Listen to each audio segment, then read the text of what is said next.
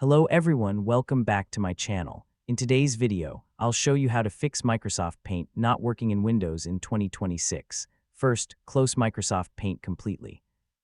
Then open Settings on your Windows computer. Go to Apps and then click Installed Apps. Scroll down and find Paint in the list. Click Advanced Options. On this page, you will see the Repair button. Click Repair and wait for the process to finish. After the repair is complete, try opening Paint again. If Paint is still not working, return to the same page and click the Reset button. Resetting Paint will restore the app to its default settings, which can fix many common problems. Next, open the Microsoft Store. Go to Library and click Get Updates. If a new version of Paint is available, install the update.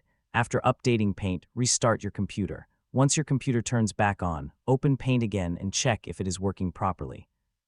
In most cases, repairing, resetting, updating, and restarting will fix Paint not working in Windows. That's it.